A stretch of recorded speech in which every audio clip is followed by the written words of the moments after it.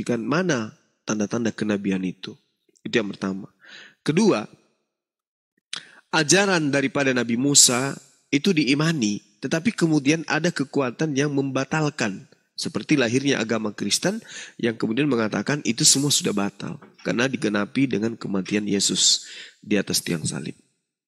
Nah, sedangkan Rasulullah Muhammad SAW tentang kenabiannya, beliau menerima firman. Apa firman itu? Al-Quran. Dan Al-Quran itu masih bisa disaksikan, masih bisa dirasakan. Dan cakupan kebenaran yang ada di dalamnya 1400 tahun silam itu bisa ditelaah, bisa diterawang, bisa dibuktikan oleh manusia-manusia hebat pada hari ini.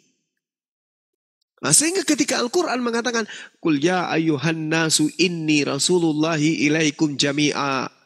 Katakanlah kepada manusia, wahai Nabi Muhammad, hai manusia, sesungguhnya aku adalah utusan Allah kepadamu semua. Ketika berbicara mengenai Allah dan utusan Allah, berarti berbicara mengenai dimensi pencipta dengan ciptaan yang menjadi wakilnya di atas muka bumi. Jadi sang pencipta yang maha tahu, yang mencakupi keilmuannya dengan segala aspek, memberikan pengetahuan kepada hambanya Nabi Muhammad SAW untuk menguraikan kebenaran keilahiannya, ketuhanannya, sang pengutus ini, melalui lisan Rasulullah Muhammad SAW.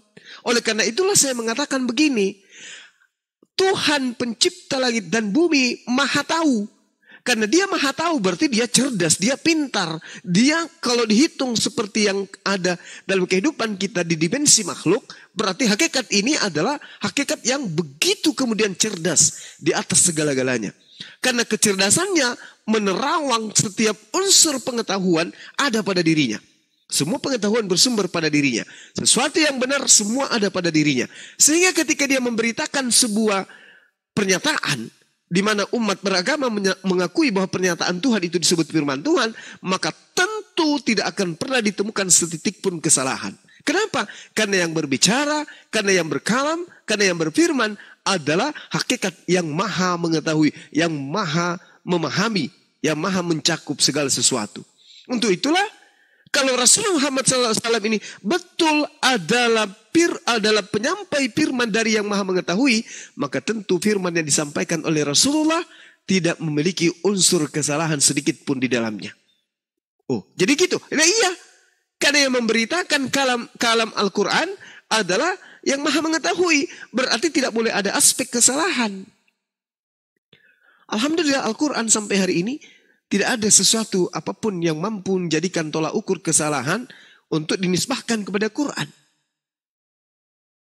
Itu kebenaran. Kenapa demikian? Karena Al-Quran bukan perkataan Rasulullah.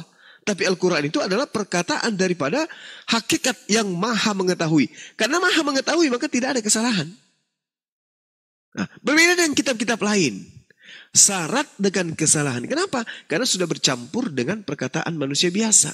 Bukan lagi murni firman Tuhan. Itu fakta. Contoh. Ambil contoh.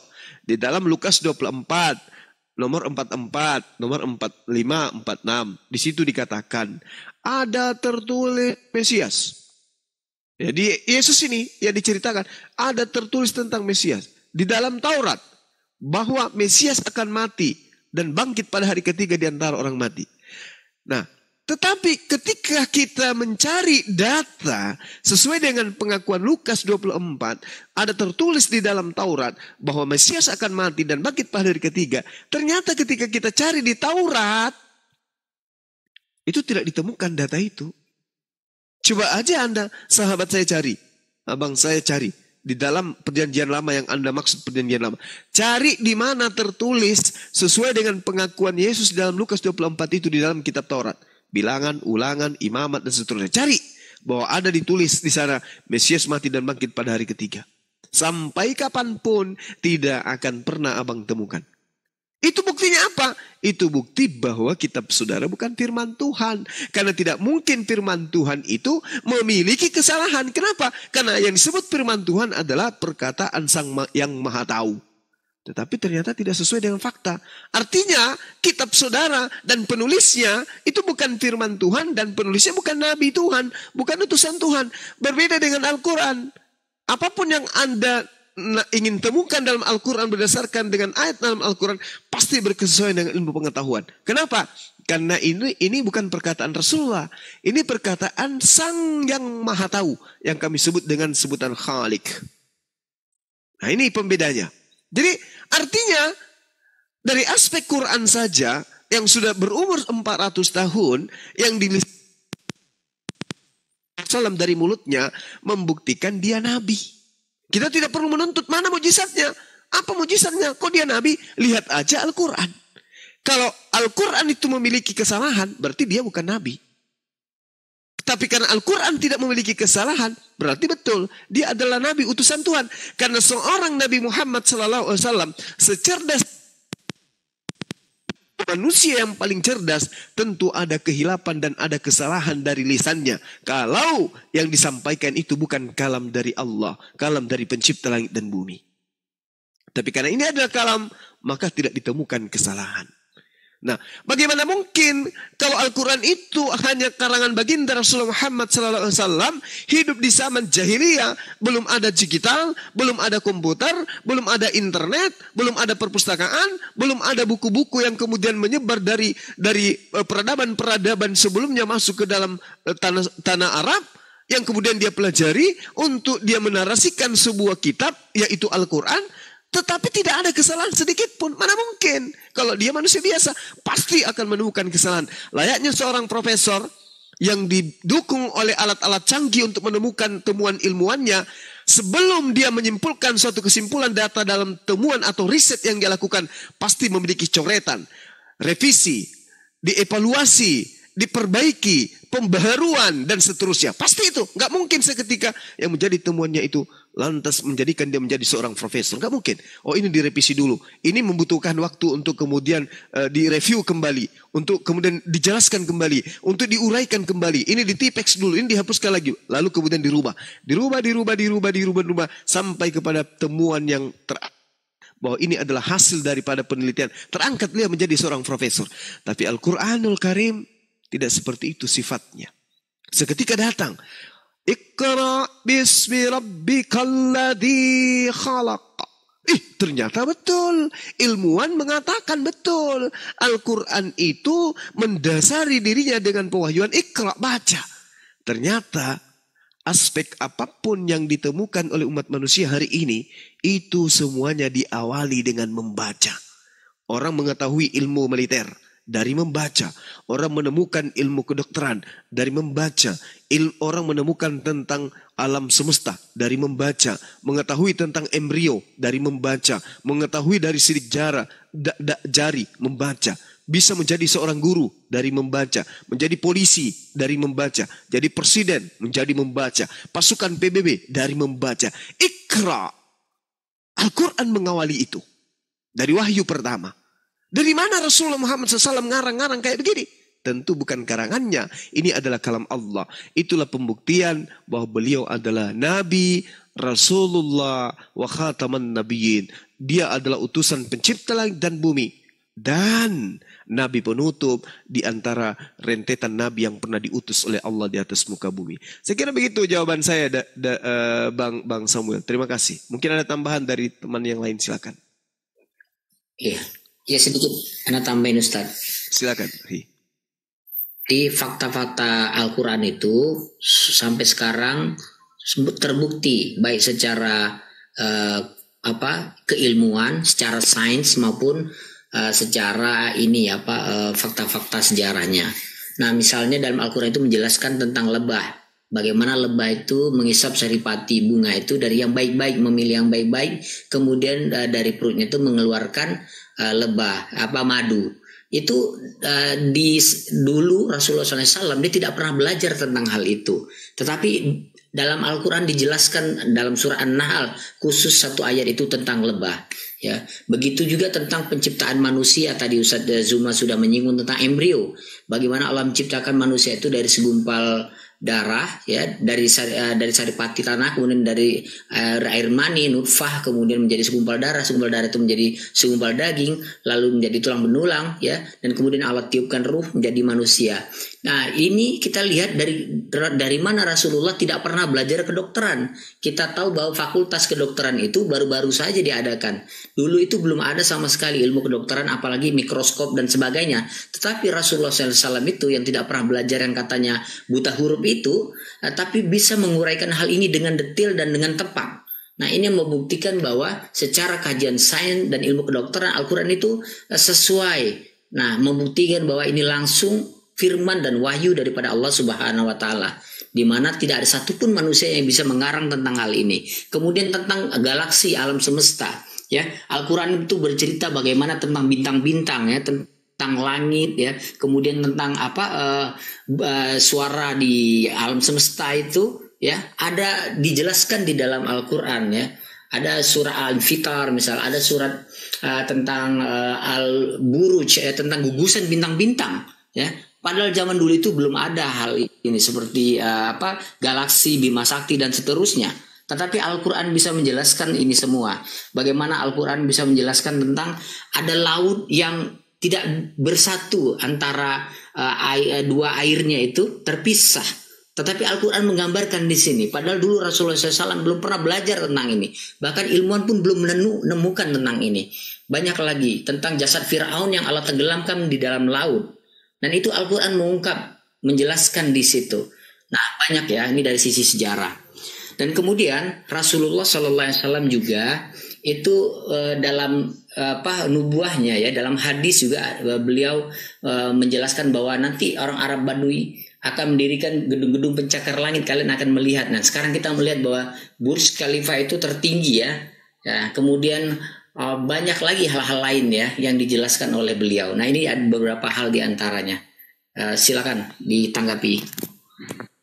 Oke, tanggapin Bang Muel, buka mic-nya. Iya, memang kalau dari segi apanya dapat juga sih. Hanya tidak ada apanya loh gitu. Maksud saya kan ini kan memang mengajarkan yang bagus perintahnya, ya. Tapi kenapa sih nggak ada ya semudah sedekat itu sebagai pengutus Allah, kan begitu ya. Dekat dengan Allah lah begitu ya, berarti ya. Sebuah mukjizat atau sebuah membuat yang, ya, contohnya kita bilang lah menghidupkan orang mati, gitulah dilibatannya, ya, begitu ya. Kenapa ini tidak dilakukan Nabi Muhammad gitu ya? Tapi kan menurut saya ini bukan hanya mengatakan kelemahan Nabi Muhammad, tidak.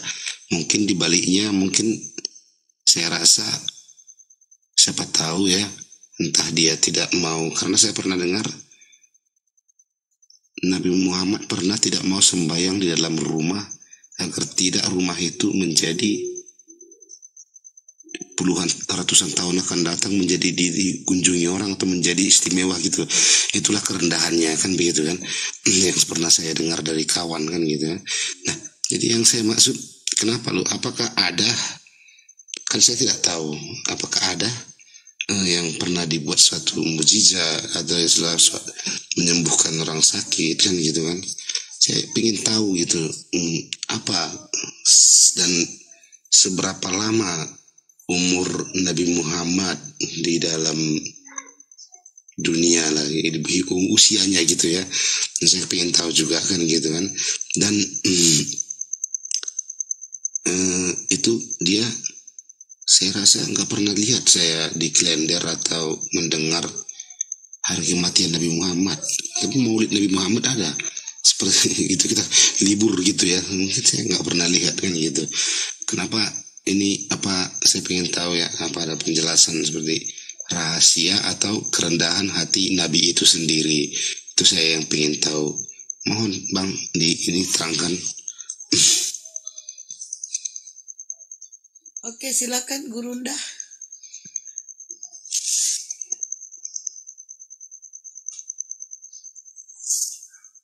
Oke, sambil nunggu Gurunda ya, saya tanggapi sedikit.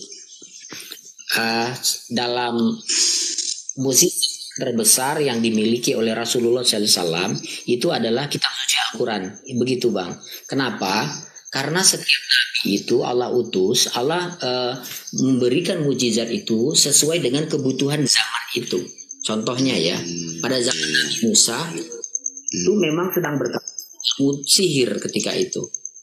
Jadi manusia itu memang didominasi dengan ilmu-ilmu sihir, ilmu hitam seperti itu. Makanya Allah berikan kelebihan Nabi Musa itu berupa mujizatnya dengan sesuatu yang bisa mengalahkan sihir itu. Jadi melempar tongkatnya itu bisa berubah jadi ular, bisa membelah laut seperti itu ya. Nah itu dibutuhkan pada saat itu sehingga bisa mengalahkan kekuatan sihir-sihir Fir'aun dan para penyihirnya ketika itu. Nah pada zaman Nabi Isa alaihissalam atau Yesus itu yang sedang berkembang adalah keilmuan dari sisi pengobatan, kedokteran. Sehingga Allah beri mukjizat kepada Yesus itu dengan ilmu pengobatan yang tertinggi, yaitu bisa mengobati orang kusta, mengobati orang lumpuh, bahkan sampai bisa menghidupkan orang mati ketika itu.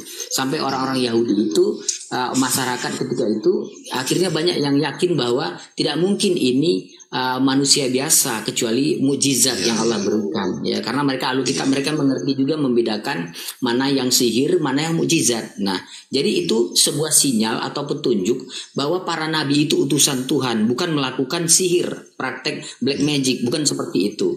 Nah, pada zaman Rasulullah SAW Nabi Muhammad diutus di bangsa Makkah itu, bangsa Arab itu sedang berkembang pada saat itu adalah ilmu sastra. Ya, jadi mereka itu sangat hebat dalam ilmu sastra, ilmu mantik, balaghah, bahasa seperti itu ya. Makanya Allah turunkan Al-Quran ya menjadi mukjizat di mana segala keilmuan, kehebatan ilmu-ilmu sastra mereka itu tidak bisa menandingi kehebatan Al-Quran ya. Yang tadi sudah kita singgung sedikit bagaimana isinya yang tidak ada kekeliruan, kemudian yang bisa mengungkap apa yang sudah terjadi, apa yang belum terjadi dan akan terjadi nanti. Nah ini jadi al-mu'jiz itu artinya sesuatu yang bisa mengalahkan, al-mu'jiz, makanya disebut mukjizat itu al-mu'jiz. Dia mengalahkan atau bisa mematahkan hujah daripada kebatilan itu sendiri, itu maksudnya mukjizat. Nah adapun mukjizat lain itu banyak dari Rasulullah ya. Dia Isra Mi'raj gitu ya, dia diterbangkan oleh Allah dari Masjidil Haram ke Masjidil Aqsa, kemudian naik ke Sidratul Muntaha, yaitu langit ketujuh. Bahkan beliau membelah bulan ya.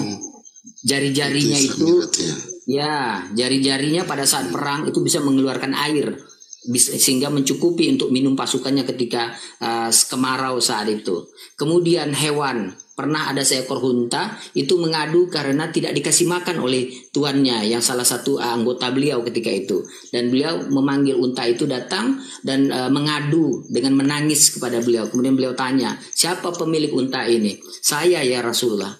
Apa yang engkau lakukan terhadapnya sehingga unta ini mengadu kepadaku? Engkau tidak memperlakukannya, memberikan hak-haknya. Nah, jadi sebenarnya mukjizat ini banyak. Hanya saja Al-Quran sebenarnya sudah cukup ya, menjadi mukjizat terbesar yang tidak terbantahkan sampai sekarang. Jadi kalau diungkap mukjizat itu bisa banyak Pak. Ya semalaman pun nggak habis kita bahas. Lanjut Bunda. Baik. Saya mengawali dengan memberikan definisi tentang apa itu mukjizat. Karena saudara kita bertanya tentang mukjizat. Jadi mukjizat itu sendiri adalah kejadian yang luar biasa yang terjadi pada diri seorang nabi, di mana kejadian itu kemudian mengalahkan keadaan atau kejadian-kejadian yang luar biasa di tengah-tengah manusia yang terjadi pada zamannya gitu. Jadi mukjizat ini sendiri berasal dari kata ijaz ya, atau ijazah itu jelas sekali ada mengandung kata yang muatannya itu melemahkan atau menjadikan lawannya tidak mampu. Jadi pelakunya disebut mujiz. Jadi kemampuan yang melemahkan pihak lain yang sangat-sangat luar biasa sehingga lawannya ini bungkam, ya, atau kemudian mengalah, itulah yang disebut mukjizat. Nah, sedangkan seperti yang diterangkan oleh saudara saya tadi, sahabat saya Bang Al, Nabi Musa alaihissalam diberi mukjizat untuk melumpuhkan para penyihir. Nabi Isa atau Yesus diberikan mukjizat untuk melumpuhkan kemudian pengobatan-pengobatan yang ada pada zamannya.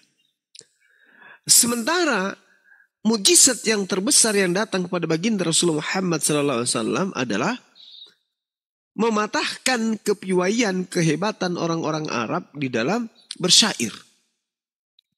Dan juga mematahkan keberadaan umat Rasulullah Muhammad SAW yang ummi, yang buta terhadap pengetahuan. Sehingga Al-Quran datang, mukjizatnya adalah untuk mengurai semua ilmu pengetahuan. Sehingga yang tadinya kemudian cerdas, pintar, atau disebut sebagai orang yang mahir di dalam bersyair, itu tidak mampu mengalahkan Al-Quran. Atau kemudian kebodohan yang ada pada saat itu dipatahkan kemudian dengan adanya Al-Quran. Al-Quran mematahkan semua ilmu pengetahuan yang ada di atas muka bumi ini. Inilah mukjizat. Inilah mukjizat yang diberikan oleh Allah kepada baginda Rasulullah Muhammad SAW. Jadi pengetahuan apapun kemudian digilas oleh Al-Quran. Pengetahuan apapun yang kemudian ditemukan oleh umat manusia hari ini dan seterusnya ke depan, ternyata lebih dulu sudah ada di dalam Al-Quran. Jadi keberadaan pengetahuan yang ada di Al-Quran ini menjadikan cerminan bahwa itu adalah mukjizat yang terbesar. Dan satu-satunya peninggalan daripada para nabi yang umat Islam imani, ya Nabi Musa tongkatnya sudah nggak ada. Yesus tidak ada kemudian pengikutnya, ya, yang mampu membangkitkan orang mati dan seterusnya. Tetapi baginda Rasulullah Muhammad SAW, mukjizatnya Al-Quran, dan sampai hari ini disaksikan bahwa apapun yang ditemukan oleh ilmuwan ternyata 1400 tahun lebih duluan ada di dalam Al-Quranul Karim. Saya kira begitu sebagai tambahan. Oh ya, tadi terkait dengan Idul Maulid. Rasulullah Muhammad SAW kemudian itu memiliki tanggal lahir, memiliki tanggal kematian. Ada bulan, ada tanggal, ada tahun. Tapi kenapa kemudian tidak dibesar-besarkan? Karena umat Islam tidak melakukan sesuatu yang sifatnya tidak ada anjurannya, tidak ada perintahnya. Tidak ada perintahnya kemudian untuk mengingat kematiannya, memperingati kematiannya. Begitu juga Maulid, tidak ada perintahnya untuk melakukan peringatan terhadap kelahirannya. Itu jelas. Nah, adapun mereka yang melakukan Maulid itu wujud kegembiraan, kebahagiaan terhadap diutusnya sosok Nabi yang datang di atas muka bumi mengajarkan kepada umat Islam atau umat manusia. Nah, sedangkan kalau di teman Kristen ada kelahiran Yesus Kristus tapi tidak jelas kapan lahirnya, terus ada kematian, tidak jelas kapan matinya, kemudian ada kebangkitan, tidak jelas juga kapan mati, kapan bangkitnya dan seterusnya. Seperti tanggal 25 Desember. Tidak ada kemudian data akurat yang bisa kita buktikan bahwa Yesus itu lahir tanggal 25 Desember. Tapi diperingati aja terus. Makanya saya katakan kepada saudara, orang-orang Yahudi memiliki aturan tertulis, tetapi jarang di antara mereka mempraktekkan apa yang tertulis dalam kitab mereka. Teman Kristen tidak ada tertulis di dalam kitab mereka, tetapi mereka lakukan. Jadi Yahudi ada tertulis tidak mereka lakukan, Kristen tidak ada tertulis mereka lakukan. Seperti tanggal 25 Desember, ibadah hari Minggu, apalagi ibadah menyembah kepada Yesus dan seterusnya. Tidak ada tertulis tapi mereka lakoni. Ya, itulah perbedaannya antara Islam dan Kristen, demikian juga Yahudi. Demikian Bung, silakan. Tanggapin Bang, buka mic-nya. Ya, memang itu ya. Istimewanya Nabi Muhammad itu di situ. Kalau saya lihat ya,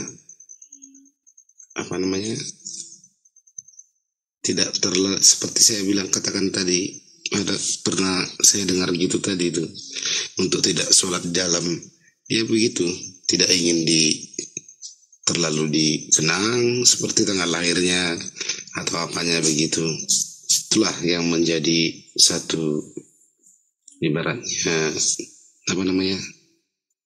teladan lah ya, supaya jangan sombong, merendah lah begitu kan ya. Itulah yang ya, bagus lah. Terima kasih lah, agak paham dikit tentang Nabi Muhammad ya. Abang-abang kita yang telah mengatakannya.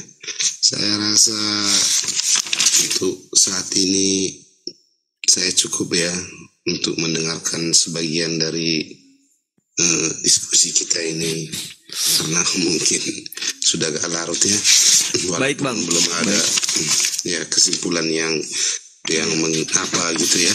Tapi saya sudah senang juga ya. Terima kasih Bang. Intinya ya, kita mengedukasi aja di sini. Ya, tidak ada seperti apa gitu ya. Ya, saya rasa cukup dulu saya untuk malam ini, abang-abang. Baik. Ya, Bang. Mungkin saya besok. Terima kasih. Besok ada urusan sedikit. Baik. Kalau bisa ada sedikit, saya mau sedikit lagi Bang, bisa nggak itu apa namanya, seperti pencerahan gitu, bisa dikatakan pencerahan ya. Tolong Bang, ya. Ibarat ya 5 menit entah 10 menit saya mau dengar lo, bisa ya? Request ya. Iya, silakan. Ya, itu nanti kalau udah dengar pencerahannya, terus kau pikirkan lah itu bebas ya. Jangan masuk kuping kanan keluar kuping kiri. Oke. Kau pikirkan lebih baik. Silakan Guru. Sebagai kata penutup. Biar Bang Aldin, silakan. Oke. Saya ingin menyampaikan kepada Pak Samuel, mudah-mudahan Pak Samuel dapat hidayah oleh Allah Subhanahu wa taala. Karena pada hakikatnya kita ini satu Tuhan. Tuhan itu satu bagi seluruh alam, bagi seluruh manusia. Ya, umatan wahidah, kita ini umat yang satu. Maka daripada itu Allah hanya menurunkan satu agama saja, yaitu agama tauhid. Nah, kemudian Allah mengutus para nabinya sebanyak 124 ribu nabi ya, kurang lebih Allah utus ya, termasuk Nabi Yesus, Musa, Nabi Ibrahim, Musa, Isa, dan Nabi Muhammad SAW. Nah, semua nabi itu mengajarkan agama yang satu, yaitu agama Islam. Kenapa saya katakan semua nabi beragama Islam? Ya, karena para nabi itu dalam mengajarkan agama itu mengajak untuk menyembah Allah Subhanahu wa taala, yaitu berserah diri hanya kepada Allah Subhanahu wa taala. Mereka melakukan segala sesuatu atas izin Allah Subhanahu wa taala. Nah, dalam konteks ini berserah diri kepada Allah dalam bahasa Arab itu disebut Islam. Pelakunya disebut Muslim. Maka kalau Nabi itu mengajak manusia untuk menyembah Allah, maka dia termasuk Muslim. Nah, inilah kenapa dalam hal ini kami meyakini semua Nabi itu termasuk Musa, Isa itu sekali semuanya adalah Muslim yang beriman kepada Allah, mengajak kepada satu Tuhan, mengajak kepada tauhid. Nah, mungkin begini tambahan dari saya. Silakan dilengkapi Guru dan syukron jazakallah. Baik, Masya Allah. Terima kasih Bang Al. Jadi saudara saya ya, yang perlu kita ingat di sini adalah kesadaran akan Tuhan itu hanya bisa dibangun dan dirasakan di atas pengetahuan. Jadi metode yang Abang lakukan ini adalah metode yang benar. Tidak ada kemudian manusia yang ingin salah sembah. Tetapi banyak di antara manusia yang kemudian menyembah sesuai dengan prosesi agama masing-masing tanpa melalui proses pencarian. Seketika hanya karena keturunan, beriman, dan tidak bertumbuh iman itu. Tapi kalau di Islam, beriman wajib hukumnya iman itu bertumbuh. Apa artinya? Ketika umat Islam itu lahir dalam keadaan Islam, menjadi Muslim dia, apapun yang menjadi apapun yang menjadi aktivitas di dalam berislam atau bertuhan itu harus berdasar terhadap ilmu. Jadi hukum Islam ketika Islam itu melakukan satu amalan harus disadarkan dan disandarkan kepada ilmu. Orang sholat, apa ilmunya? Orang puasa harus ada ilmunya. Orang zakat, bayar pajak harus ada kaidah yang memerintahkan itu. Itulah Islam.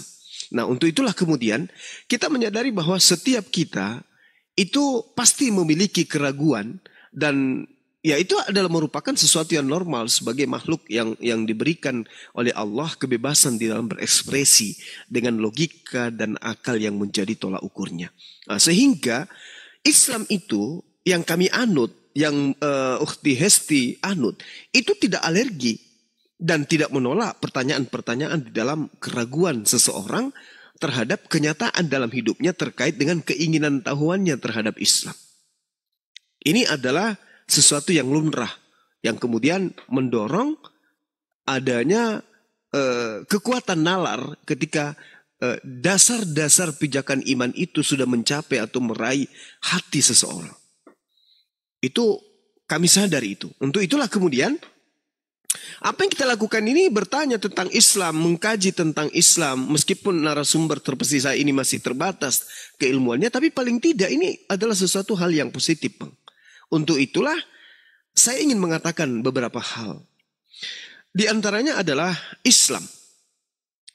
Islam ini adalah sebuah pokok aturan main yang menjadi pesan dari langit yang bukan hanya dibawa oleh baginda Rasulullah Muhammad SAW, melainkan kalam ilahi, pesan dari langit yang cakupannya, muatannya, kisi-kisinya, kurikulumnya, pengajarannya itu sudah dibawa oleh para nabi yang dikenal oleh teman-teman Kristen di dalam kitabnya. Jadi manusia ciptaan pertama Nabi Adam yang kami sebut alaihissalam, keselamatan atasnya, hingga sampai kepada khataman nabiyyin baginda Rasulullah Muhammad SAW, itu mengurai sebuah penjelasan di mana penjelasan ini kemudian baik di kitab-kitab teman-teman kita Kristen ataukah itu kitab Al-Quran itu sendiri, meskipun polanya hanya terjemahan, itu jelas pesan yang dibawa untuk kita selaku umat manusia itu tidak pernah berubah. Apa itu? La ilaha illallah. Bahwa Tuhan pencipta langit dan bumi itu hanya satu. Tidak dua, tidak tiga. Apalagi satu kampung. Jadi satu-satunya pencipta yang kemudian benar adalah Sang Khalik. Siapa ini? Ya Tuhan yang diteladani, yang dipraktekkan dan patut diteladani oleh umat yang beriman kepada para nabi sebagai utusan Tuhan. Nah, sedangkan Islam itu pesannya tetap tidak berubah. Apa itu? Menyembah kepada esensi yang satu. Mengikuti semua utusannya di dalam prosesi pengakuan terhadap esensi yang satu ini. Nah, seperti halnya di dalam kitab saudara bahwa menyatakan Tuhan itu cuma satu, yaitu Dia yang maha berkuasa, Dia yang maha penyayang, maha pengasih dan seterusnya. Itu yang pertama, bahwa Islam datang dengan pesan la ilaha illallah yang dianut oleh para nabi. Yang kedua, kita mengenal banyak kitab suci. Umat Kristen kitab sucinya itu banyak. Ada perjanjian lama juga terbagi-bagi, kemudian ada perjanjian baru juga terbagi-bagi dan seterusnya. Ada surah Paulus, ada kitab kanonik dan seterusnya. Lalu kemudian umat Islam itu cuma punya dua. Apa itu? Pertama wahyu Allah, yang kedua kitab yang menjabarkan wahyu Allah yang berasal dari lisan utusannya, yaitu Al-Quranul Karim dan hadis sahihah. Ini poin. Lalu kemudian uniknya di sini, karena sinkronisasi antara pewahyuan dan akal manusia, termasuk abang, itu bisa mencakup pengetahuan kesimpulan dari pengetahuan bahwa kitabnya umat Islam itu berasal dari Allah, diabadikan legalitasnya di dalam kitab itu sendiri, dalam Al-Quran itu sendiri. Diwahyukan, lalu kemudian dijaga oleh Allah. Kamilah yang mewahyukan, kami juga yang menjaganya. Sehingga eksistensi Al-Quran itu terus hadir bahkan setelah baginda Rasulullah Muhammad SAW itu sudah meninggal dunia. Al-Quran dihafalkan oleh ratusan bahkan jutaan manusia, menandakan bahwa eksistensi Al-Quran itu terus menemani keberlangsungan hidup umat manusia. Tidak pernah lekang dimakan waktu, tidak pernah surut ditinggalkan zaman. Al-Quran tetap dinamis ya di dalam menyikapi keberlangsungan kehidupan umat manusia. Dan hebatnya lagi, 1400 tahun Al-Quran itu sampai hari ini tidak pernah mengalami perubahan. Tidak pernah mengalami perubahan. Ini membuktikan bahwasanya yang pertama tentang Islam, kaidah yang sudah diajarkan oleh para nabi. Yang kedua, kitabnya umat Islam itu tidak pernah mengalami perubahan.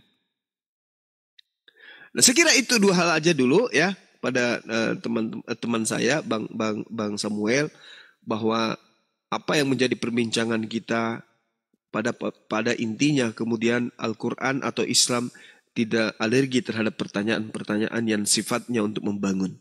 Silakan Anda persiapkan pertanyaan-pertanyaan yang mungkin menguji kebenaran Al-Quran, silakan. Insya Allah kalau bukan Bang Suma yang minim, yang masih fakir ilmu ini, akan ada teman-teman kita Muslim seperti Bang Al, Dinda siapa, Slamet, dan juga Bang Nasir atau Komal akun 400 ini, atau siapapun Bunda Rahma yang akan menjelaskan itu. Yang pada intinya, kalau Bang Suma menerangkan ada kekurangan, itu dasarnya dari pribadi, bukan dari Islamnya. Karena Islam itu tidak ada kekurangan. Islam itu mencakup semua ilmu dan mencakup semua aspek yang dibutuhkan oleh manusia. Saya kira begitu sementara Bang Samuel. Silakan istirahat. Saya pun juga ingin istirahat karena di sini sudah 1:30 subuh. Oke, silakan. Terima kasih Bang. Ya, terima kasih Bang. Sama-sama istirahat kita. Iya. Mungkin besok mempunyai aktivitas masing-masing gitu ya. Iya. Oke, iya. Salam Ya. Bang. Terima kasih. Ya. Baik. Silakan host Bang Al, terima kasih banyak atas kebersamaannya dan juga teman-teman yang lain. Ya, sama-sama Ustaz. Oke. Ya, silakan. Mungkin ada tambahan, silakan dilanjut. Saya monitor sambil minum cucu. Ya, tadi aku Silakan. mau ngomong gini loh. Tapi baru ingatnya sekarang. Maunya ini ya, mungkin masih di bawah ya, Bang Muel masih di bawah. Kalau kau sayang keluargamu, kalau kau sayang istrimu, kalau kau sayang anak-anakmu, ingat, hanya di ajaran Islam yang diajarkan kelak mati akan bertemu dengan sanak saudaramu. Di ajaran Kristen, di ajaran agama lain tidak ada pertemuan. Tidak ada pertemuan persaudaraan, tidak ada pertemuan. Hanya di Islam. Jadi jika kau menyayangi istri dan anakmu, jika kau menyayangi saudaramu, jika kau menyayangi orang tuamu, maka carilah agama yang benar-benar di mana kau akan dipertemukan nanti di akhirat. Ingat, di akhirat kau bakalan mati dan kau akan dibangkitkan dan akan diminta pertanggungjawaban atas apa yang kau lakukan selama di dunia. Dengar, kau akan dipertanyakan dan akan dipertemukan. Semoga kau mendapat hidayah, karena itulah harapanku, dan semoga kita nanti dipertemukan oleh Allah di surganya Allah bersama-sama. Amin ya rabbal alamin. Cuman itu yang bisa aku sampaikan. Ya, kembali.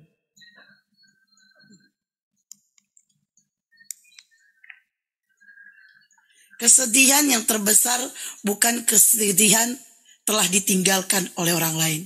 Kesedihan yang terbesar bukan kesedihan meninggalkan orang lain. Tapi kesedihan yang terbesar di mana kita tidak dipertemukan di akhirat. Itu dia. Kesedihan yang terbesar jika kita melihat saudara kita masuk ke dalam neraka. Jadi sebelum kita merasakan kesedihan itu, kita pikirkanlah apa yang harus kita lakukan. Allahu Akbar. Nih kok jadi ini aku ya. Iya, jadi betul. Sebagai apologet itu saya juga menyadari bahwasanya di dalam kitabnya teman Kristen itu tidak ada data yang menuliskan bahwasanya mereka kemudian nanti disatukan kembali, atau seperti yang ada di dalam Al-Quran, jannatu adnin yadkhulunaha wa man salaha min abaihim wa azwajihim wa zurriyatihim wal malaikatu yadkhuluna alaihim min kulli bab. Itu Al-Quran sangat jelas bahwasanya surga-surga Aden, orang-orang Islam ini masuk ke dalamnya bersama dengan orang-orang yang saleh, bersama dengan nenek moyang mereka, pasangan-pasangan mereka, anak-anak mereka, cucu-cucu mereka, sedang para malaikat masuk ke tempat-tempat mereka dari semua pintu. Jadi hanya di umat Islam ada janji Allah bahwa umat Islam itu adalah pewaris, ya, pewaris daripada surga Firdaus, dan juga ada surga-surga yang lain seperti surga Aden, atau kalau di tempatnya di dalam kitab Kejadian itu Taman Eden, ya. Kalau di Islam itu surga Aden. Nah, itu umat Islam beserta dengan anaknya, dengan istrinya, dengan suaminya akan masuk ke dalam surga. Mereka berkumpul kembali selayaknya keluarga di dunia. Itulah kebahagiaan yang paling indah. Tapi kalau di Kristen mereka berjuang siang malam untuk saling mengasihi satu sama lain. Tapi ternyata setelah kematian itu semua berakhir. Kalau di Islam tidak, berlanjut sampai dalam kehidupan yang kekal. Mereka bersama keluarga, mereka berbahagia bersama keluarga, menikmati alam yang menyediakan segala macam kebahagiaan. Nah, ini hal yang tidak ditemukan di agama lain. Di Islam, semua kebahagiaan itu ada di dalam surga. Dan surga itu adalah alam kekekalan. Jadi di dalam alam yang kekal, umat Islam bersama dengan keluarga, bahagia bersama dengan keluarga. Kita ambil skala kecilnya. Ketika kita di dunia, kita mendapatkan rezeki, misalnya orang kantoran atau pegawai mendapatkan rezeki dari kantor. Kemudian rezeki itu dia bawa pulang ke rumah, dinikmati oleh istrinya, anak-anaknya. Itu adalah kebahagiaan yang sangat luar biasa. Tetapi sayangnya itu hanya sementara. Nah, ada kebahagiaan yang kekal yang selama-lamanya tidak ada habisnya, yaitu di surga, yang dirasakan bersama anak, istri, suami, dan keluarga yang lain. Ini Al-Quran menjelaskan itu. Kaidahnya ada di dalam Al-Quran surah Ar-Ra'd ayat 23. Ya, bahwasanya umat Islam bersama dengan keluarganya itu akan masuk bersama-sama ke dalam surga. Mereka menikmati kebahagiaan kekal di dalamnya untuk selama-lamanya. Ini yang kita cari. Sementara kalau teman Kristen mengabdi, mati, ketika nanti bangkit, dia tidak kenal lagi mana anakku dulu, mana ada ayahku yang dulu, mana anakku yang dulu, mana ibuku yang dulu, mana saudara-saudaraku yang dulu. Ini apa namanya? Ini bukan surga, ini siksaan, ini neraka. Ini neraka. Sedangkan ibu adalah orang yang kita cintai. Anak apalagi? Buah hati kita, jantung hati kita. Masa hanya di dunia, begitu mati pergi untuk selamanya dan tidak jumpa lagi? Oh, bukan. Itu adalah sesuatu yang sangat menyakitkan. Itu bukan kasih, bukan sayang. Tetapi itu adalah kezaliman yang terjadi terhadap makhluknya. Tuhan tidak mungkin mensifati sifat seperti itu. Maka di dalam Islam diterangkan jannatu adn yadkhulunaha wa man salaha min abaihim wa azwajihim wa zurriyatihim wal malaikatu yadkhuluna alaihim min kulli bab. Itu di Islam.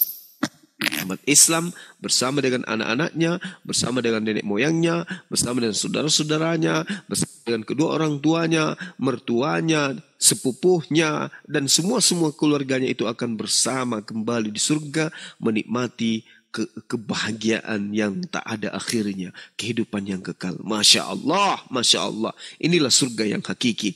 Inilah kemudian tempat kembali yang sesungguhnya, kebahagiaan yang penuh dengan kenikmatan dan kesyukuran hamba kepada pencipta dan kebahagiaan pencipta terhadap pengabdian hamba. Itu baru betul. Tetapi kalau masuk ke dalam satu tempat, kerjanya hanya berhale-hale, hale-hale, dan itu dilakukan dalam kehidupan kekal. Ini apa namanya? Karena ketika teman-teman Kristen ditanya, apa yang kamu lakukan di surgamu nanti? Kami akan memuji Tuhan. Kami akan menari-nari di hadapan Tuhan. Kami memuji atas kebesaran Tuhan. Wah, parah ini. Di dalam kehidupan kekal hanya memuji. Gimana itu? Haleluya, haleluya, haleluya. Muji aja terus. Jangan dalam kehidupan kekal yang tidak ada ujungnya. Sehari aja, mulai dari bangun pagi sampai tertidur. Coba sebutkan saja itu. Pujian-pujian, terpujilah Tuhan, terpujilah Bapa di surga, terpujilah Bapa di surga, terpujilah Bapa di surga, terpujilah Bapa di surga, terpujilah Bapa di surga, terpujilah Bapa di surga, terpujilah Bapa di surga, terpujilah Bapa di surga, terpujilah Bapa di surga, terpujilah Bapa di surga, terpujilah Bapa di surga, terpuji, bisa terpuji Bapa, terpuji Bapa, Bapa, puji, terpuji. Gurunda, rahang lepas Gurunda. dalam kehidupan Doer di dunia dalam bahasa kita ya. Dalam bahasa kita sebagai masyarakat Indonesia ini ya, kalau di surga itu nanti nggak perlu cari kerja, ya, nggak perlu masak, nggak perlu mandi, ya, karena badan itu wangi, keringat itu bau misi, bau kesturi, kemudian nggak buang ingus, nggak buang kotoran, nggak kencing, kan seperti itu. Terus kemudian badannya gagah, muda, umur 30-an. Biar aja Bang Cuma yang lanjutin. Udah ramah dia. Lanjut. Jadi apa ya? Apa yang mereka peroleh ya selama hidup di dunia kan udah capek-capek. Ya. Terus di akhirat nanti apa yang mereka peroleh ya? Kalau cuma dia Bunda Rahma biar dikasih tahu Bang Cuma. Baik. Makanya Bunda Rahma lanjut. Bunda Rahma main ke Dufan, dunia fantasi, ada wahana namanya Taman Boneka. Nah itu tuh simulasi surganya sebelah itu loh. Nggak apa-apa, gak usah dipertajam. Yang jelas kalau kita di surga nanti itu nggak perlu masak ya, karena makanan apa yang kita inginkan datang sendiri ya. Kemudian kita dilayani dengan 1000 pelayan, kemudian wajahnya semua ganteng, istrinya semua cantik-cantik ya, anak saudara-saudara semua berkumpul, setiap orang diberi istana masing-masing dengan mutiara, emas, perak ya, batu zamrud dan semua keindahan. Minumannya madu, susu, itu dari sungai-sungai yang mengalir ya. Tapi dengan taman-taman, dengan kebun-kebun tadi ya. Jadi perkataan Gurunda tadi, selama di dunia kita lelah, kita capek ini mikir ini, berbakti, ibadah semuanya. Nah pas di akhirat di surga kita tinggal menikmati. Kalau orang Kristen seperti kata Gurunda tadi, kalau orang Kristen kalian udah capek-capek cari duit di dunia, udah ibadah kalian capek-capek, berdoa kalian capek-capek, tiba-tiba kalian di atas sana tetap juga memuji, puji Tuhannya begitulah. Sebenarnya kurang ini kawan-kawan ya. Sebenarnya nggak cuma nyanyi, jadi ada 2 aktivitasnya. Pertama nyanyi terus dikawini Tuhan, terus nyanyi terus dikawini Tuhan, terus nyanyi terus dikawini Tuhan. Itu dia. Enak banget. Gitu. Makanya ingat ya ikhwan fisabilillah, Tuhan yang benar adalah yang menikahkan kita dengan 72 bidadari. Tuhan yang salah adalah Tuhan yang mengawini ciptaannya sendiri. Itu ikhwan ya, ingat-ingat itu. Lanjut Gurunda kami. Iya, jadi jelas di dalam kitab Wahyu ya, kitab Wahyu 22, situ dikatakan bahwa tahta Tuhan dan tahta anak domba akan ada di dalamnya dan hamba-hambanya akan beribadah kepadanya. Jadi di dalam kehidupan yang kekal mereka masih beribadah. Mereka beribadah kepada yang mereka sebut Tuhan. Nah, lalu kemudian mereka bukan menghabiskan karena nggak ada habisnya. Mereka melakukan pemujian, memuji-muji Tuhan. Jadi memuji Tuhan dalam ajaran agama Kristen itu kan jelas ya. Di dalam Matius, lalu kemudian di kitab Wahyu, cara mereka memuji Tuhan, ya, haleluya, haleluya, haleluya. Nah ini yang mereka, teman-teman kita Kristen yang akan lakukan di sana. Oleh karena itulah kemudian saya mengatakan ya kepada saudara Samuel, ya ayo mari kita menggunakan iman kita ini untuk bertumbuh menjadi iman yang benar dengan cara mencari kebenaran itu seperti apa sih yang diajarkan oleh para nabi. Jadi bukan hanya berdasarkan doktrin, dogma dan seterusnya. Karena seperti apa yang diterangkan dalam kitab saudara ya, di surga memuji Tuhan. Bahkan kalau kita lihat dalam Timotius itu dikatakan bahwa secara lahiriah menjalankan ibadah mereka, tetapi pada hakikatnya mereka memungkiri kekuatannya. Artinya bahwasanya ya teman-teman Kristen ini nanti di surga ya seperti itu. Di Wahyu 5 nomor 13 juga ada ya teman-teman. Bagaimana kemudian di surganya teman kita Kristen ini ya melakukan pujian-pujian. Wahyu 5 nomor 13 misalnya. Dan aku mendengar suara makhluk yang di surga dan yang di bumi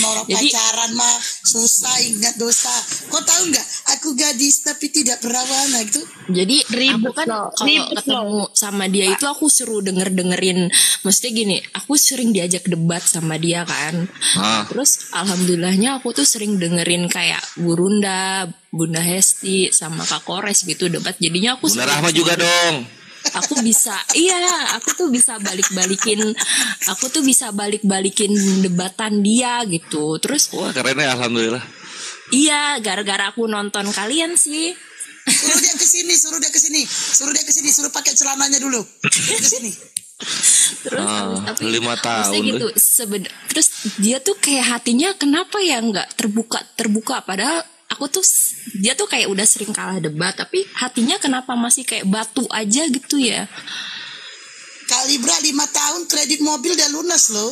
Summung bukmun umyung fahum la yarji'un. Aduh aku jadi Itu. bungkam dong nih Bang Kores. Al-Baqarah ayat 7 itu. Gara-gara Udah gini. Bang Kores Apa tuh? keluarin ayat itu aku lagi jadi bungkam dong nih nggak bisa ngomong apa-apa. Kak Libra coba bilang gini sama pacarnya gini, bilang mau dibawa kemana? Jadi oh ya gini. Terus aku kan itu kan jadi dia tuh selalu ngajak-ngajak aku nikah gereja terus akunya nggak mau. Aku nggak mau. Aku bilang, "Ih, kamu jangan kayak gitu." Akunya nggak mau gitu. Jadinya Gini konternya gini. Ayo nikah gereja, nggak mau, itu kan pagan Romawi gitu. gitu ya. Iya gituin. Kok kamu so tahu? Ini datanya dari Kores gituin. Aku tuh sering main ke kafenya. Aku tuh pernah main ke kafenya Bang Andre. Oh gitu. Ini Libra kerudungan nggak? Enggak. Oke. Ini sih langsung aja lah ya, nggak usah. Karena gue juga sebagai ahli romansa di sini. Beda agama, solusinya cuma 2, Libra. Cuma 2. Kalau nggak ganti pacar, bukan Neng. Kalau nggak, ya gitu. Kalau nggak ganti pacar ya ganti Tuhan. Mau yang mana? Enggak mau lah kok ganti Tuhan. Auzubillah menjalik ya. Tapi maksudnya Alhamdulillah. aku sekarang pengennya tuh pelan-pelan bawa dia ke agamaku gitu loh. Tapinya kenapa hatinya tuh masih membatu aja gitu loh. Oke gini ya. Gini Bra. Libra kan lagi haram nih, lagi hubungannya yang haram nih.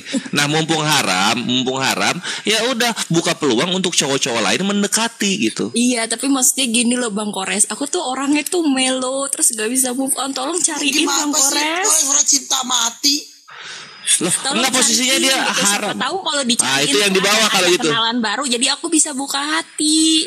Nah gitu tuh Ikhwan. Jangan yang punya Umur istri berapa ya. Libra? Libra umur berapa? 25. Libra 25 yuk Ikhwan yang 25 silakan tafadhol di DM ya. Kasih CV-nya Kak Libra. Yang kalian. Kak Hesti. Iya. biar aku kasih tahu lebih enak yang tidak berkulut daripada berkulut. Nah aku tuh pernah skakmat dia. Aku bilang gini, aku gara-gara nonton Kak Hesti kan sama teman-teman, aku bilang gini, kamu tahu nggak Yesus itu disunat? Terus dia bilang gini, so tahu kamu baca aja di Alkitab kamu. Terus dia bilang, oh iya betul. Terus dia bilang gini, tapi kan Yesus disunat, tapi kan nggak diperintahin. Terus kalau Tuhan kamu nggak disunat, kamu nggak disunat juga. Tapi kan nggak diperintahin. Begitu dia udah tahu, tapi hatinya itu masih beku gitu. Lah terus Yesus merintahin lu nyembah dia kapan gitu? Kan bisa ke sana. Aku tuh sering nggak begitu, tapi hatinya bener-bener beku kayak gimana gitu dia. Gini Bra, maksudnya gini loh, banyak sering kejadian gitu kan, udah capek-capek diajak, dibujuk, akhirnya syahadat, di pernikahan ada anak, pindah dia. Ya, Sanggup nggak ke sana? Iya, maksudnya sih aku setahun kesini tuh aku lagi 4 tahun yang lalu tuh aku tuh nggak ada mikir-mikirin kayak dia mau mualaf apa gimana, tapi semenjak aku nonton kayak ini nih, kayak debat-debat begini tuh aku jadi mikir, makanya aku tuh sekarang kayak berontak, kayak aku ajak debat kayak gitu mulu, terus aku tanya-tanya, terus dianya nggak bisa jawab kayak gitu kan. Nah terus aku tuh pengennya tuh kenapa ya hatinya mereka tuh masih batu gitu. Lah itu tadi ayatnya. Oh. Ya, Allah kan akan menyesatkan orang-orang yang menolak kebenaran. Allah akan menyesatkan orang yang fasik, orang yang kafir, orang yang zolim gitu loh. Jadi kalau misalnya udah dikasih tahu dia masih nggak mau, ya udah tinggal aja gitu. Jatuh cinta itu biasa, nggak usah wah kenanganku masa lalu dia begitu, alah. Sedih bang. Sama orang Jadi tuh gini loh Bang Kores, aku tuh mau buka hati ya buat yang lain gitu kan, tapi dia tuh selalu ngintilin aku kemana-mana. Ya makanya tinggal main ini aja, main apa ya namanya, main yang jelas-jelas aja gitu ya. Lu kalau mau ikut gue ya lu syahadat gitu loh. Nggak mau ya udah gue tinggal. Iya, tapi gitu harus apa ya? Harus ada Islam pride-nya gitu loh. Kores, kamu nggak bisa ngomong kayak gitu sama orang yang sudah berhubungan 5 tahun. Iya benar. Ya elah, enggak gini loh, maksudnya ya elah pakai perasaan inilah. Apa tuh? Kata cowoknya tuh sama ceweknya, yang dia telah di matamu, ada masa depan kita. Masa depan apaan? Lu Tuhan lu manusia, Tuhan gua Tuhan yang benar. Harus on cam dulu. Berapa itu followernya? Gimana sih ini caranya? Aku harus 1.000. Cuman buat lihat kalian doang, soalnya nggak pernah main cowoknya lagi, yang kaulah bulanku, kaulah bintangku, gara-gara lah bulan muka lu nggak mulus dong. Aduh baru 29 lagi susah. Aku nggak bisa on cam ya? Ya nggak bisa, baru 29 harus 1.000. Oh gitu. Ya Kalibra, saran saya ya, Kalibra ini harus memikir ke depannya bagaimana untuk nanti kalau seandainya punya anak gitu. Kalau iya hari ini dia mualaf, belum tentu nanti setelah pernikahan dia akan tetap Islam. Bisa saja dia mengajak Kalibranya untuk berpindah agama.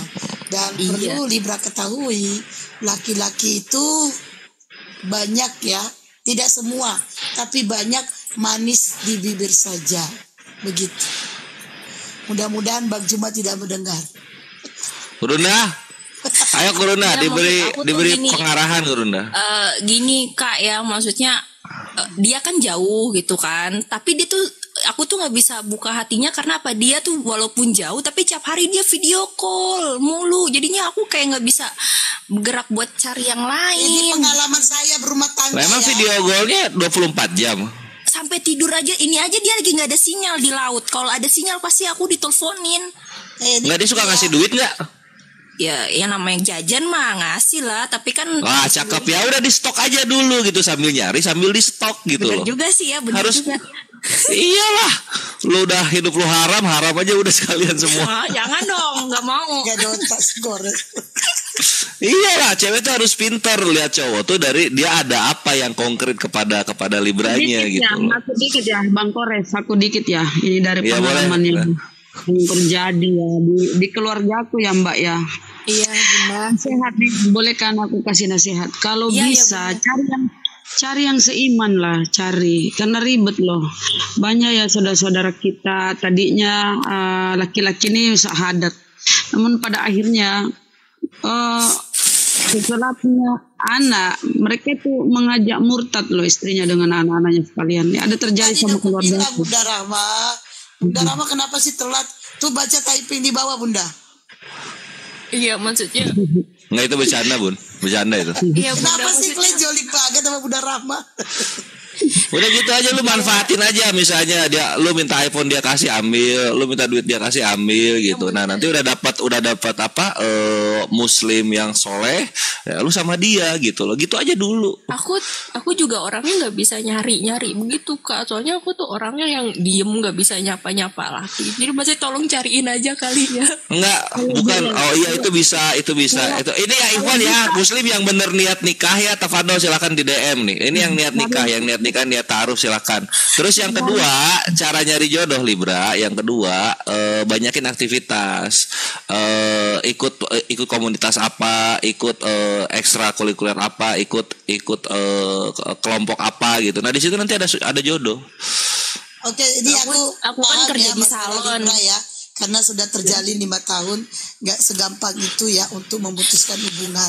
Iya, nggak segampang itu untuk mengakhiri Iya, hubungan. maksudnya secara Jangan diakhiri, dimanfaatkan, Dengerin. eksploitasi ya. Nggak segampang itu kita mencari yang baru, nggak segampang Iya. itu kita mencari cadangan. Nah, kalau kita punya cadangan, kita di situ udah ketakutan, ini menutupi kebohongan yang ini, menutupin kebohongan yang ini, itu susah di situ. Udah. Jadi kalau menurut aku, ini cara aku sendiri ya, mengapa itu aku menghilangkannya itu dengan cara nonton. Aku sering nonton bioskop dan aku shopping, makan, dan lama-lama itu aku bisa mengakhiri. Nah, aku jadi fokusnya ke situ, ke diriku. Fokus ke diri sendiri dulu. Fokus nih apa yang ku cari, kebahagiaan apa yang ku cari. Pada akhirnya aku berani bisa memutuskan, ya udah, karena aku pernah menjalin hubungan 8 tahun tidak dinikahi. Bayangkan. Menang 3 tahun tuh lihat. 8 tahun aku pacaran tidak dinikahi sampai hari ini. Itu pernah aku ngalamin. Dan apa namanya tuh pada akhirnya aku memutuskan ya udah aku menyenangkan diri sendiri aja gitu. Jadi caranya sih gitu sih. Kalau menurut aku ya, pengalaman aku ya. Aku 8 tahun sampai aku berumah tangga, kita putus hubungan, setelah aku janda berhubungan lagi. Nah itu kita nggak pernah ketemu. Kalau saya nggak pernah ketemu. Kita hanya pacaran online, nggak pernah ketemu, sama sekali tidak pernah ketemu. Iya. Sama kayak Libra, jarak jauh. Iya, kalau aku kan di Jakarta Selatan, Kesti. Iya, banyakin aktivitas aja udah. Bahagiakan diri sendiri. Sama dengerin lagu Rosa. Ku punya banyak teman lelaki. Nah gitu. Sepertinya. Gitu aja bro, maksudnya nggak usah gini loh. Dunia tuh kayak gini ya, dunia tuh ngikutin lu gitu loh. Kenapa kehidupan bermakna? Ya karena lu memberinya makna. Kalau lu memberi maknanya mellow, ya mellow sudah dunia. Tapi kalau lu memberikan maknanya hidup itu mudah, ya mudahlah dunia. Kalau lu memberi makna hidup ini susah, susahlah dunia. Dunia mah tergantung lu. Iya, Coba makanya. aja kamu keluar nonton, terus makan. Iya, tapi aku orangnya Itu nggak nanti suka kayak akhirnya kamu gitu-gitu, sibuk dengan diri nggak suka sendiri. nonton, nggak suka makan, pulang. Ya udah gini pulang, aja, ikut gitu. ini komunitas parkur atau komunitas debus kayak apalah. Ya, nanti akhirnya kamu harus ada kesibukan diri sendiri, fokus ke diri sendiri, bahagiakan diri sendiri, dan pada akhirnya kamu bisa melupakan dan memutuskan, oke lah kita berakhir karena agama kita berbeda. Ah itu, cobain deh. Gitu. Nah nanti kalau misalnya udah misalnya ya alhamdulillahnya seperti yang Libra mau, Allah kabulkan gitu, mualaf, terus pahit-pahitnya dia balik lagi ke agama yang dahulu, jangan ikut, maupun anaknya ke sono jangan ikut.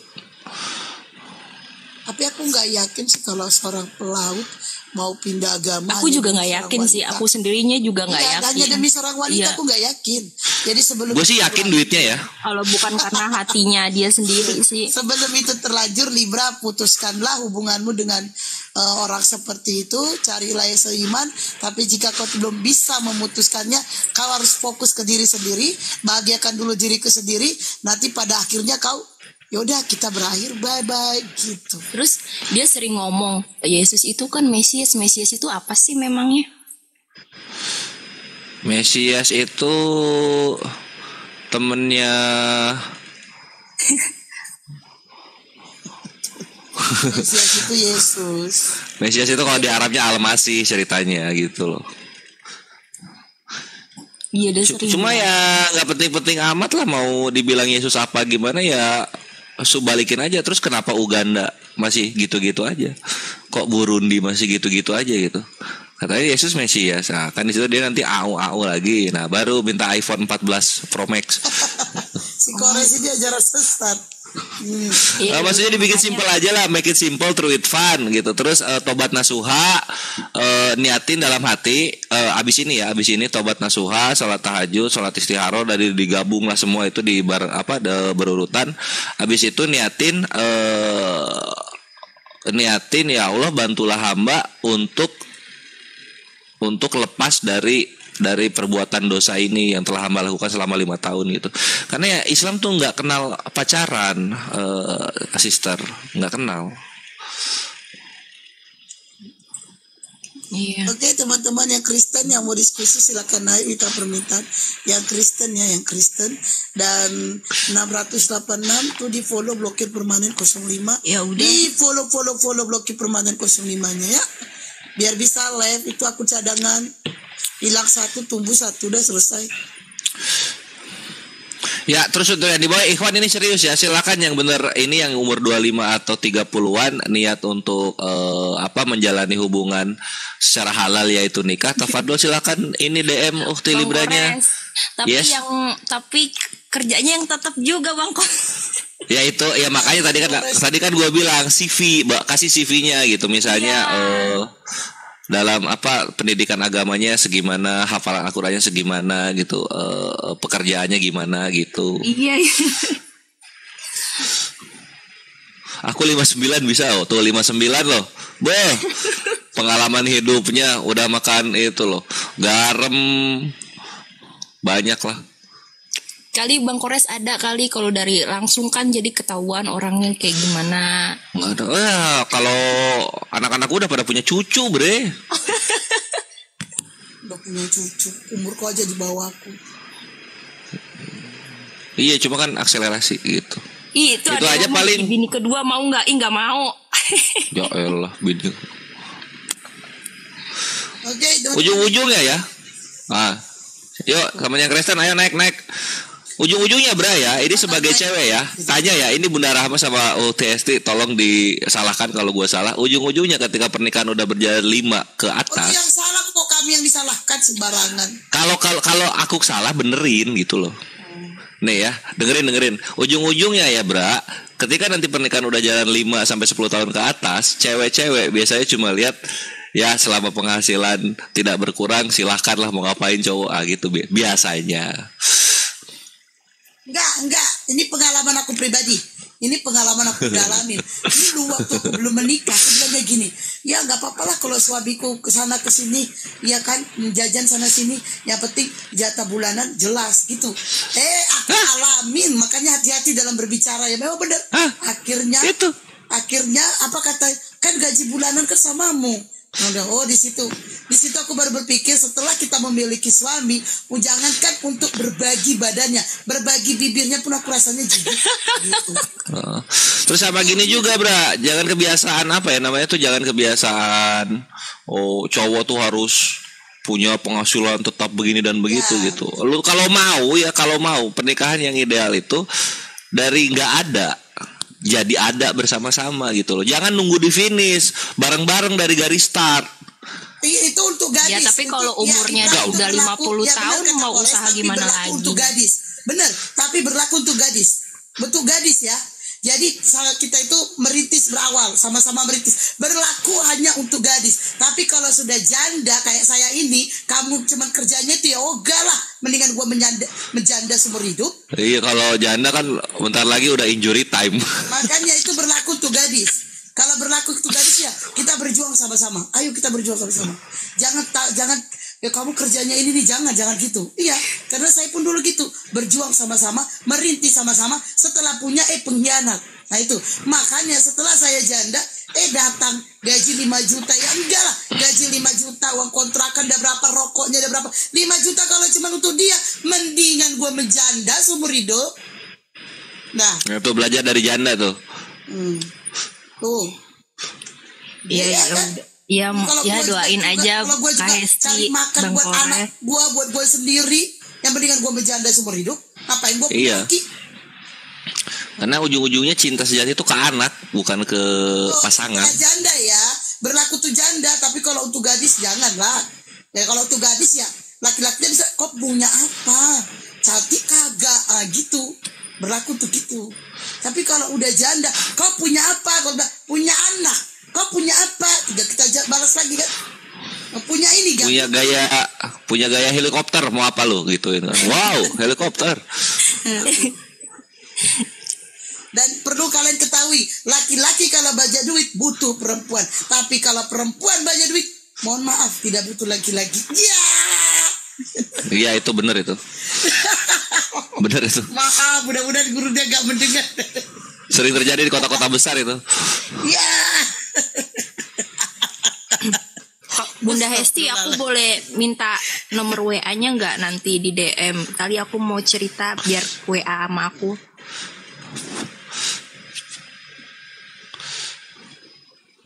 Ayolah agama Kristen yang mau diskusi, yuk naik Len. Itu diminta WA. Itu dia Kalimantan, katanya dia mandiri apa tuh? Tadi katanya gaji tambang. Itu Hesti itu Libra minta WA. mandiri nih ke Kaltim katanya. Stop pacaran yuk taruh katanya. Kok jadi biro jodoh? Ya kan ini kan diskusi, woy. Nah udah gitu aja, Bra. Udah. Kejawen Udah itu aja. Nah sekarang nih yang di LC, yuk minta maaf ke Bunda Rahma. Cepet.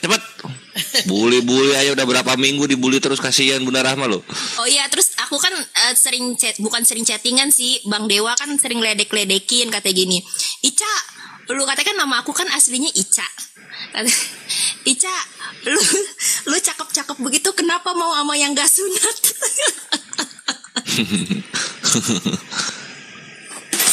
Teman-teman Kristen yang mau diskusi silakan naik. Tapi ingat ya, kembali jangan kalian bilang begini loh, aku tidak suka kata-kata begini, makanya cari suami yang tepat maka kau akan dijadikan ratu. Gak boleh gitu. Kita tidak tahu yang namanya jodoh. Ingat, jodoh itu sama dengan kematian, hanya Allah yang tahu. Mau kau pilih kayak manapun suami kau nanti, mau kau pilih gaya manapun suami kau nanti, kalau Allah mengatakan si A, maka si A lah jodohmu.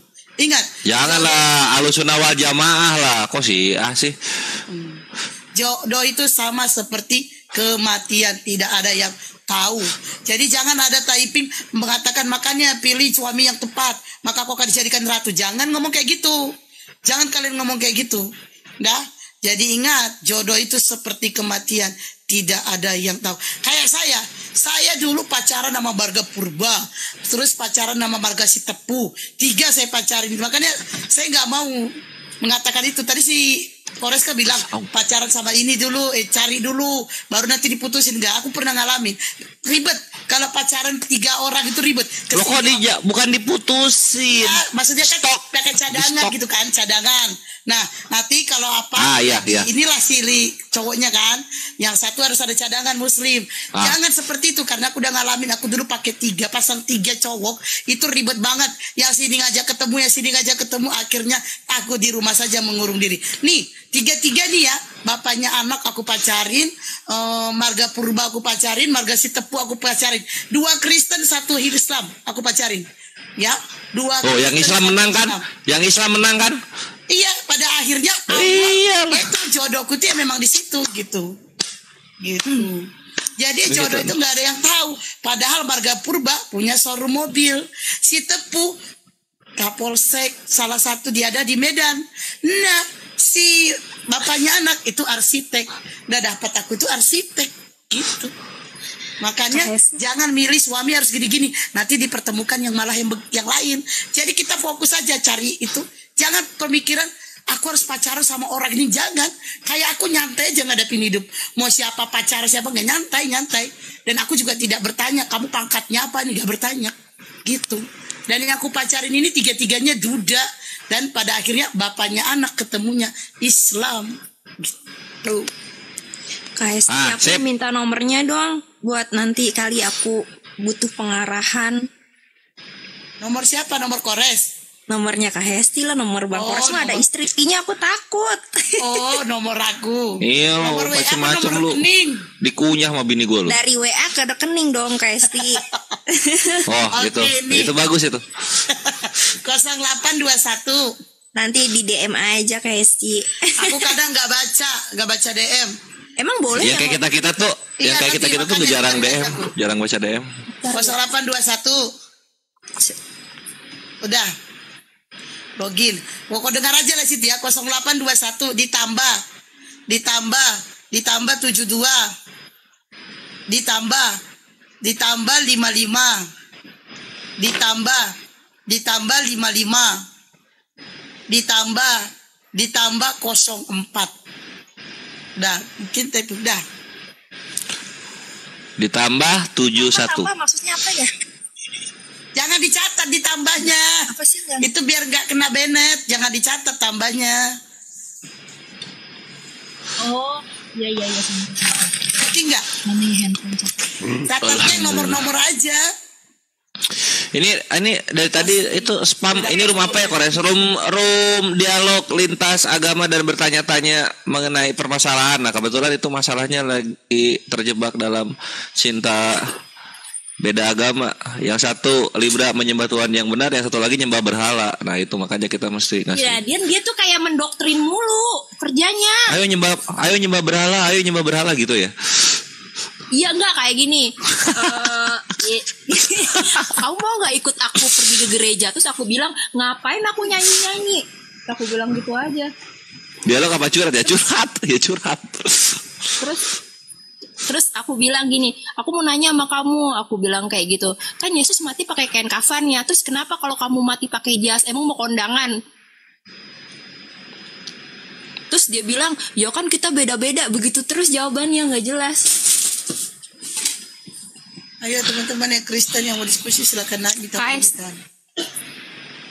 Bunda Rama 2 natur apa? Bunda Rama 2 natur ya, Bani typing. Ayo yang Kristen yang mau diskusi silakan naik minta permintaan. Oke.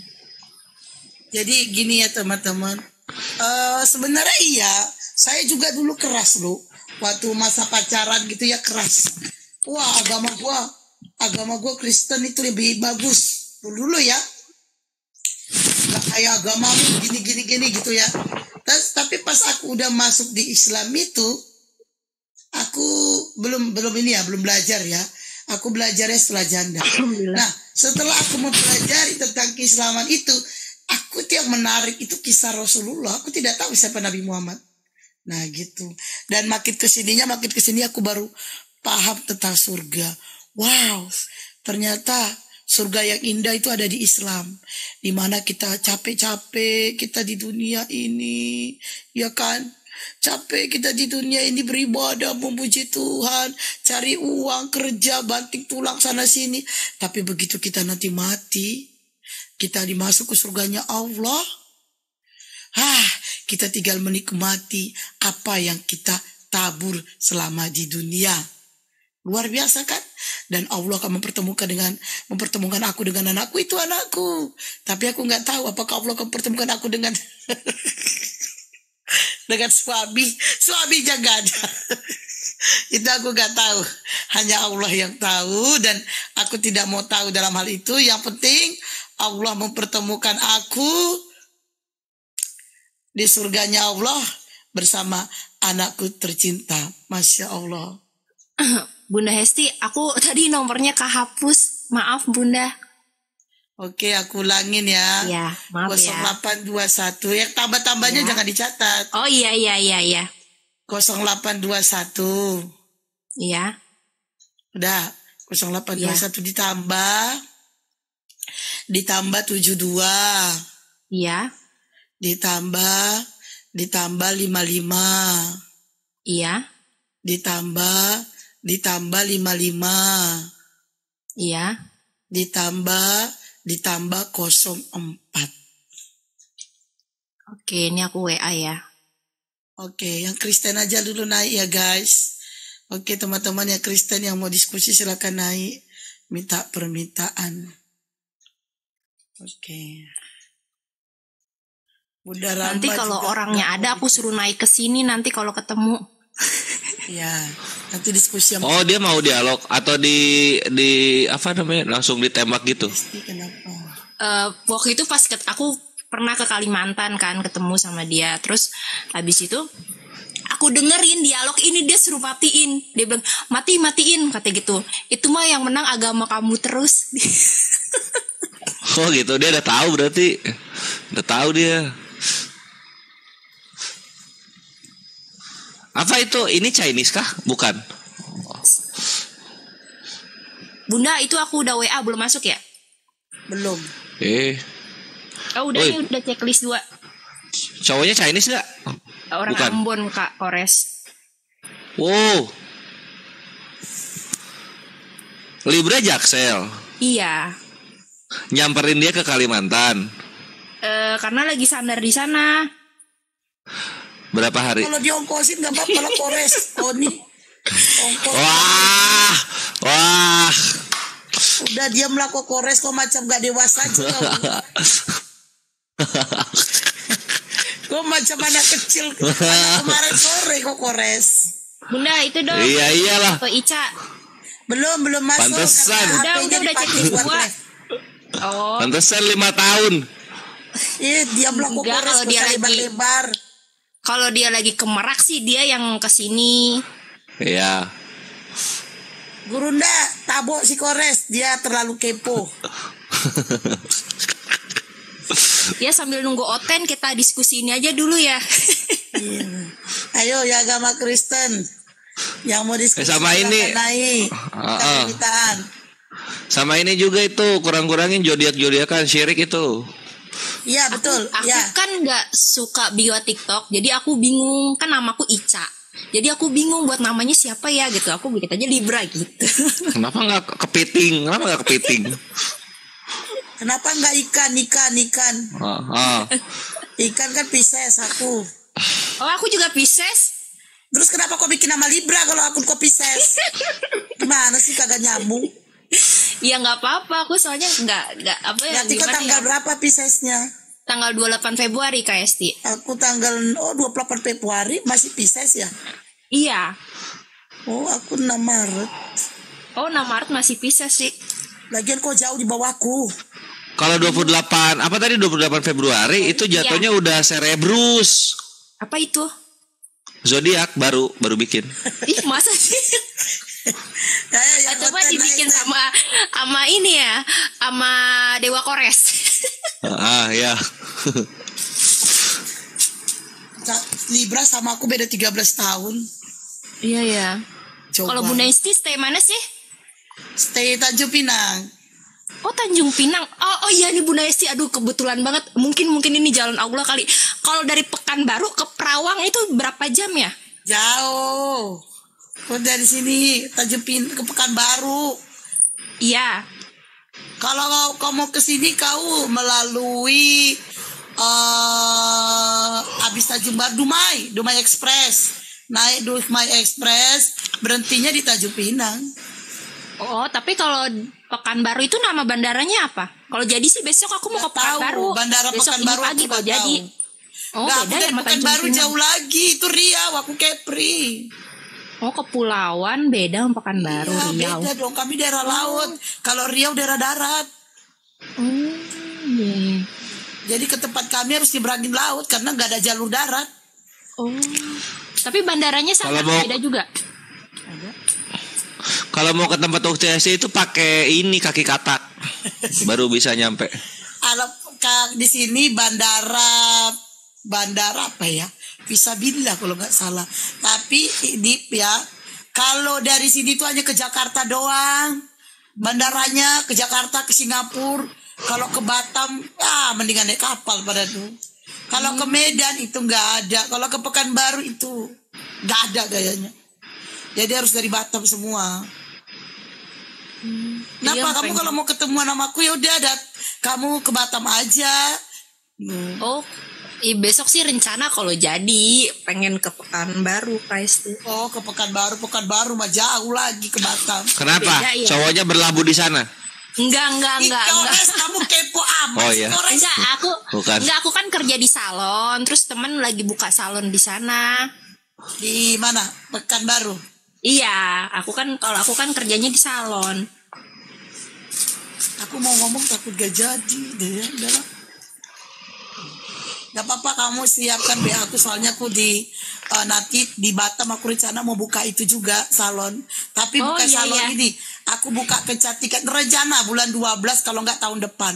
Rencana Oh, bikin iya. kecantikan jadi ada semuanya lengkap, ada mandi susu, skincare, ada perawatan untuk khusus wanitanya ada. Katanya toko cupang kemarin. Bukan. Insya Ganti Allah lagi. kalau jadi bulan 12 kalau nggak tahun depan doain aja insya Allah. Amin, amin, Insya amin. Allah. Kalau Bang Kores itu stay di mana? Oh, Di Bali. di Balikpapan. Dia di Balikpapan. Balikpapan pakai kafan. Balikpapan. Kemarin aku kan ke Balikpapan yang di Kalimantan itu. Enggak, si Kores di Balikpapan. Coba apa balik Balikpapan. papannya ada nggak? Nah itu biasanya bareng toke gue.